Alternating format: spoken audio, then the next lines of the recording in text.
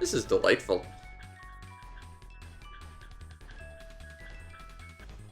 The Misadventures of Tron Bonne. This is kind of a weird game. It is a spin-off prequel to the Megaman Legends games, but it kind of plays nothing like them for the most part. If you haven't been around, Megaman Legends was a third-person adventure sort of shooter, kinda, and this is more a weird mini-game collection featuring series best girl Tron, as opposed to, you know, that blue kid with the tremendous polygonal hair. Now, the story follows the Bonnes, specifically Tron. If you haven't picked that up by this point, maybe read the title of the game again. Her big brother Teasel and her little brother Bonne go out on an adventure to try and find some treasure in the desert. Unfortunately, they kind of get kidnapped by Glide. You know, that one goofy guy who kept stealing their thunder in the previous game, and the guy what had my shining laser, and yes, I'm still very angry about that. See, it turns out that Teasel had borrowed an awful lot of money, 1 million zenny to be specific, to build the Gesellschaft, you know, that big flying ship what I blew up that one time. And now he kind of has to pay that back to a loan shark who's having none of it, so they've kind of been captured and forced to do unpaid labor to kind of pay off their debts. Tron, however, does not accept this, so she decides she's gonna pay off the debt her brother incurred by taking her 40 different servbots, her mech, the Gustav, and trying to make as much money as she possibly can through, morally fluid means. I mean, this is the misadventures of Tron Bonne, the adventures of a pirate who has the equipment to, you know, just be a completely legit digger, and the know-how to be a completely legit digger, and skills to be a completely legit digger, and, you know, just in general, she could actually just be entirely legit and not have been pirates. I don't know why the Bonnes ever turned to piracy in the first place, considering they could have just been completely legit archaeologist adventurers. Yeah, she's, not really doing the whole goody two-shoes thing. I mean, what do you want from her? To start wearing blue and a stupid helmet that would ruin her fabulous hair? Not happening.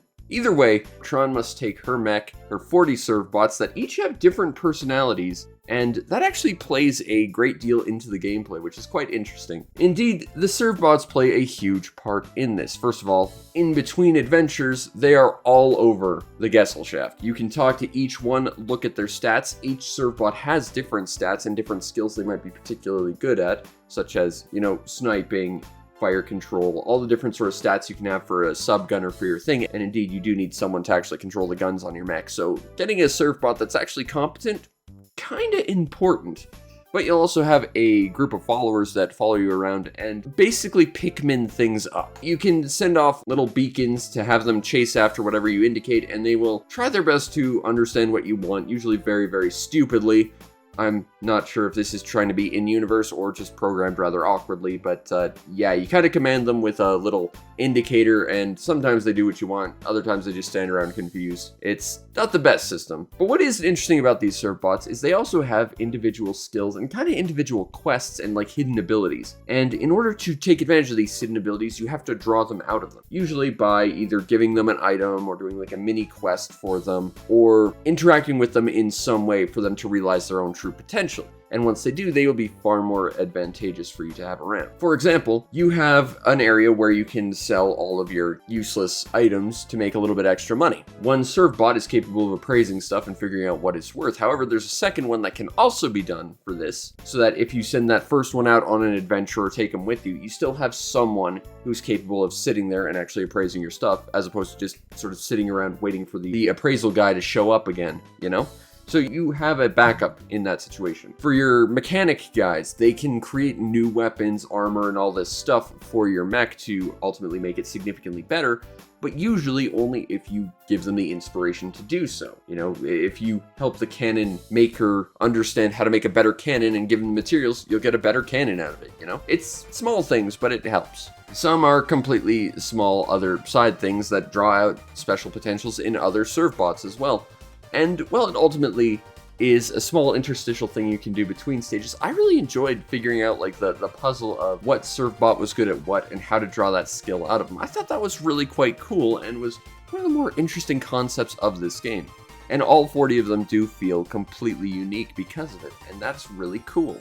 In between missions, you can also send up to 3 serve bots out to a random spot on the map to do some basic treasure hunting. As far as I can tell, it's entirely random what they find and where they find it, but you can direct them to specific squares, and when you finish a mission one way or another, they'll be back and they'll have free stuff for you, which you can either give to serve bots to upgrade them through their own sort of personal quests and desires, or, sell for money to help pay off your debt or in turn upgrade your mech. And that's kind of one of the coolest things about this game, is the core focus of needing to make money in order to pay off your debt, or at the same time using that money to upgrade your mech so that you should be better at jobs. And it's finding a comfortable balance in between making money to pay off that debt and upgrade your mech that's going to really help you progress through the game, because you don't want to be stingy. You want to upgrade your mech so that you can better handle the various situations you will be in, but at the same time, you really do need to make that money in order to pay off your debt. There's a bit of a problem here, and that is that mech upgrades really only affect like a third of the game itself, because the rest of it would be largely unaffected by this, and we'll talk about this in the minigames section. But it just seems weird that all the effort and upgrades you could put in only really affect at most about a third of the game. Now, a minigame compilation only is as strong as the minigames it compiles, and Misadventures of Tron Bonne is definitely a mixed bag. You have at its core 3 main minigames that the entire game revolves around, in the form of the 3 main missions, although this later gets expanded to 5, and really it's divvied out across 3 different minigames. Minigame A is sort of like a miniature version of Megaman Legends. It's a 3D third-person shooter platformer where you run around as Tron in her Gustav, commanding various serve bots to try and rob people of their belongings to make money in a certain period of time, or ultimately your main goal is to rob a bank, but the serve bots are so inept they kind of drop you next to a pet hospital the first time and you just try and make a go of it. Eventually the police will show up, and in a really neat touch, you can actually direct the serve bots to completely strip the police cars from underneath the police officers and like steal their riot shields and stuff, and you can take that and use that to effectively cut down on upgrade costs because they act as coupons for upgrading, which is interesting. I think this is probably what the game was originally sort of envisioned as, because it does feel like it takes a lot of cues from the Mega Man Legends games, albeit you're moving a lot slower and you don't jump anywhere near as high. And I do feel like there's a lot more thought put into the whole sending your serve bots into houses to completely ransack them. Unfortunately, it only happens once, but the first time you do it, you get a whole cutscene where you get to see them like strip a house of all its valuables and just leave it. And it's hilarious. This definitely feels like probably the premise the entire game was built upon. And it's kind of a shame that it ends up feeling fairly shallow by the end, because of course it only takes up about a third of the game's overall play. This is also the only chunk of the game that actually makes use of the Gustav's upgrades, because the rest don't really use the Gustav in any sort of action situation. This is the only part of the game where there's any real combat for, you to take part in anyway, and it's kind of really half-baked and mediocre. When you fight enemies, they're typically faster than you, so it's frequently a game of running as far away as possible, all while commanding your serve bots to handle the problems for you. And it becomes especially problematic when you run into situations like the flying machines that can't really be attacked by your serve bots infinitely respawning on you. There's a little bit of a delay when they do it, but they do seem to spawn infinitely, and that was more than a little frustrating, especially because they do have attacks that were pretty accurate and frustrating to deal with. There are little bits of puzzles in this situation where you have to like move mobile command centers out of the way and stuff and trick them so that you can get by, and that was kind of neat to sort of add small bits of puzzle into the action elements. But at its core, it is mostly an action game that doesn't feel fully fleshed out, and the combat itself feels kind of unfair at times, even though you're the person in a big stompy mech and they're just little tiny ant people who can apparently judo flip you and hurt a lot, and I lost that fight twice. I probably should have upgraded a few more times. The second of the main mini-games is a puzzle game, and oh my god, I'm bad at puzzle games. Okay, so the Gustav has been modded out to be a bit of a tank. You have to go around these docks to pick up boxes of various things depending on the mission and return them to your boat to steal them within X number of spaces, because apparently the Gustav is just an utter piece of crap that can't carry a box more than X number of steps. The real trick is, of course, planning out how to get from point A to point B in that number of steps while creating shortcuts and moving obstacles out of your way without taking up as much power as possible, because you only have so many moves you can actually take part in. This does actually get fleshed out a bit and a lot more complicated once you start adding cranes, conveyor belts, and even a forklift into the mix, which makes it a lot more complicated. I am also unbelievably bad at these and did not enjoy them at all. But again, there's really not all that much of this in this game, which is unfortunate to the people who would actually really appreciate this. But for me, that's probably for the best, because the amount of this I did have to play, it took forever, and it was just everyone involved in those streams was suffering, I can assure you. The final chunk of the main minigames is a first-person exploration RPG. You actually take part in a dig using a little tiny camera equipped with a helicopter propeller to fly around the underground tunnels to direct your surfbots to find treasure for you. This is the part of the game that grabbed me the most, and I think it's primarily just because it felt a little bit better thought out and a little bit better polished than the platformy shooty sections, which felt very lacking. This is also the only part in the game where you actually see Reaverbots, barring one exception. So that's kind of cool to actually see, you know, the villains of the series actually in the series. That's kind of nice, you know? Just a little nice to actually have a little bit of Megaman Legends in this ostensibly Megaman Legends adjacent game. You yourself are very vulnerable, so you have to direct your surfbots to handle traps, run into danger, fight things, and you can try and, you know, run into things to get their attention or damage things slightly. When combat actually does involve your little mobile camera by ramming things into things, it's really, really awkward. There's a specific enemy that's like just like this floating eye that you kind of have to crash into to bounce into other things so they eventually explode. That was really awkward, but otherwise it works more or less fine. There are bosses in this mission as well, which are more puzzles than anything, but they work relatively well. The only thing about this that I really dislike is that, unlike the other two main game segments, you know, the jumpy shooty thing and the puzzle thing, there's significantly less of this. While there are 3 main missions in the game, that eventually gets expanded to 5, and those additional 2 missions are a runny jumpy thing and another puzzle thing, which are basically identical to the previous ones, although they're themed slightly differently. However, there's only one first-person RPG segment, and that was the part that really interested me, so maybe I'm just bitter about it, but it feels a little bit underserving the things that interested me in this game, you know? It just feels like, well, there's 2 of everything else, why is there only 1 of the one thing I liked, you know? But they are a slightly longer mission, so I guess they figured they balanced out, or maybe they ran out of time while developing this game. I don't know. Either way, those are the main minigames in this compilation, and it definitely feels very scattershot and all over the place. I think that even when it plays to the series' strengths of basically just copy and pasting what Mega Man has already done into a new game, it feels underutilized and underpolished. When it tries to do something new, it's to mixed results. The puzzles themselves are certainly well thought out,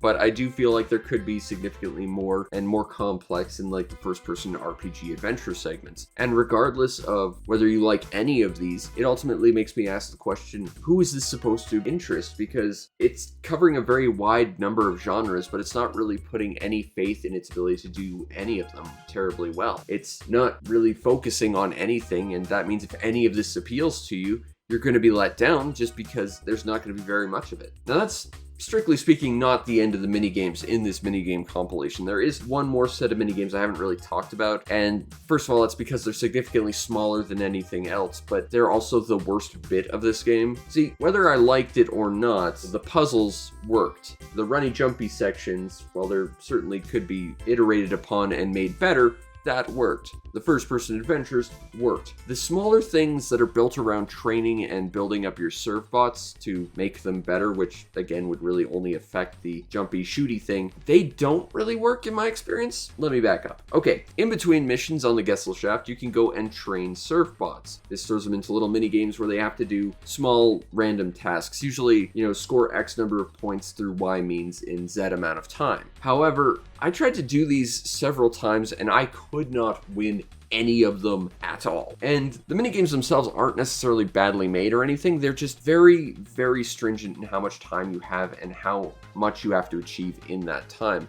And because of that, I never really felt like I ever got close in any of them to actually accomplishing anything. There's one minigame where you have to train your serve bots up if they're being lazy, and they'll become lazy over time if they don't get used in combat missions. And spoilers, there's 40 of them, and you can't take them all out on combat missions, so it's an inevitability eventually that you're going to have to deal with them being lazy, because they won't take orders, they won't go on missions, they won't do little mini missions for you either. So you have to take them to the Mighty Bomb Jack-esque punishment chamber, where they'll run around in a circle and you drop traps on them.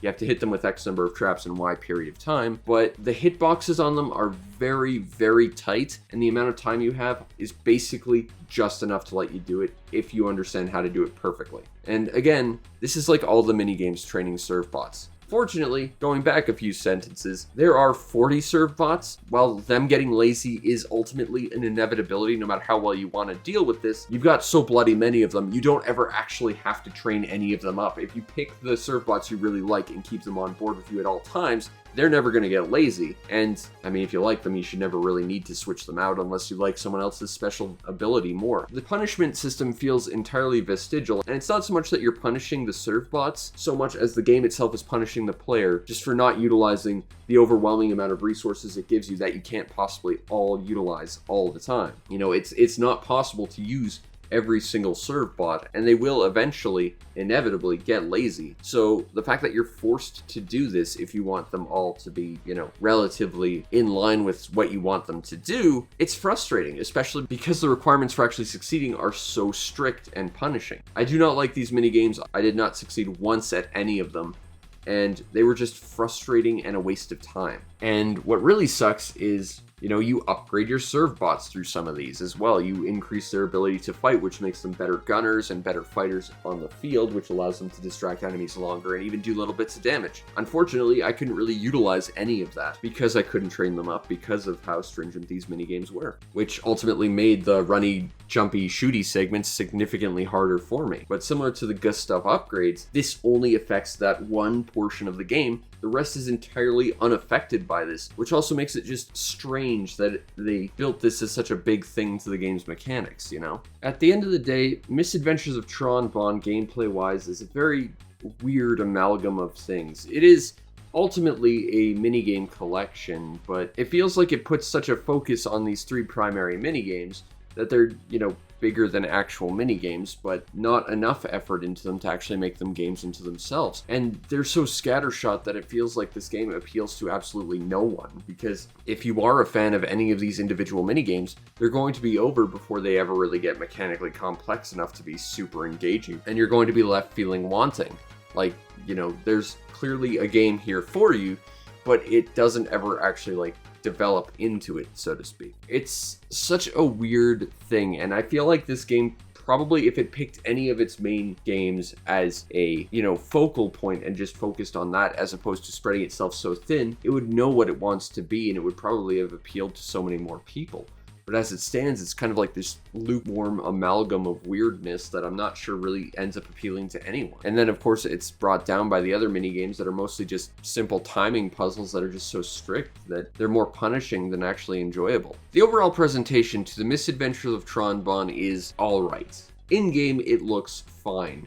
However, I find it really peculiar that this game went away from using the established 3D character models for, you know, the cutscenes and characters, instead opting for 2D animation for its characters and text boxes and what have you. And it's not like they haven't put in effort here. Every individual minigame has a different pause screen, which is cool, and even the same minigames at different parts of the game will have special bespoke pause screens, and that's really cool. I appreciate that. Hard work was put in here, but it's just weird that they decided to step away from the 3D animation when, honestly, the 3D animation of the Megaman Legends games were by far some of the best on the system and have aged better than anything else. It's remarkable, but instead they chose the safe path with going 2D animation. Everything looks fine, but it's just weird that they didn't lean into their strength, you know? The environments are fine. They're nothing special, and the characters aren't really all that interesting either, but they're serviceable. And similarly, the audio design is fine. They got the voice actors who play the characters to come back, which is great because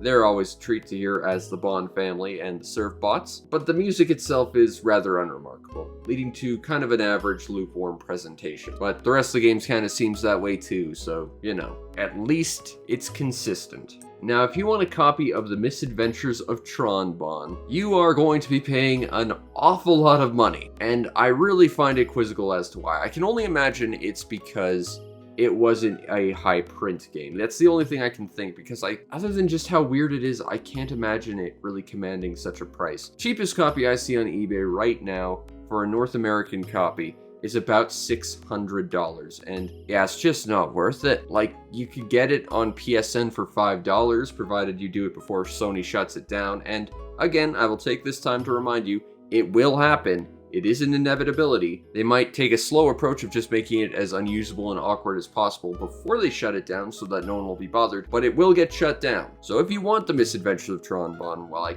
don't really enjoy this game, nor could I really recommend it, you know, get it on PS3 for like a $5, because you're going to be paying like 100 times more if you want a physical copy, and it's just not worth it. I don't think this game is terribly enjoyable, because while there are aspects of it that I do think are a good game, the runny, jumpy, shooty has the, you know, seed of a good game because it plays like the other Megaman Legends games. The first-person RPG, that's pretty fun.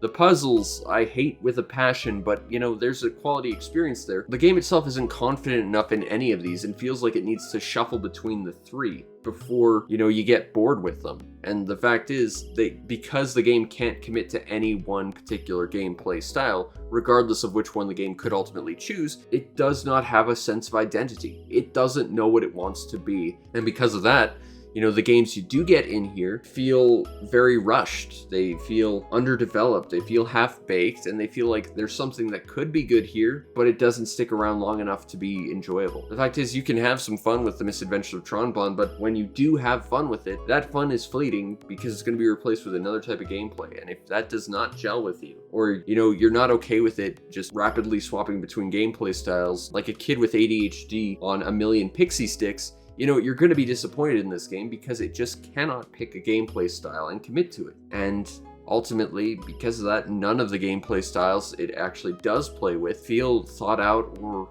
you know, polished or enjoyable. Every single gameplay style here feels like it could be so much more, but it just isn't, because it's so afraid of committing to anything. And because of that, the Misadventures of Tron Bonne just feels like a very lukewarm thing that's honestly probably best known just for being a rare, expensive game more than anything else, because I certainly wouldn't call this a good game. It has the potential, it has the seeds of a good game inside it, but it doesn't nurture them, doesn't let them grow. It's too busy planting more and more seeds to create other good games that it doesn't nurture the ones it has. And because of that, everything just rots on the vine.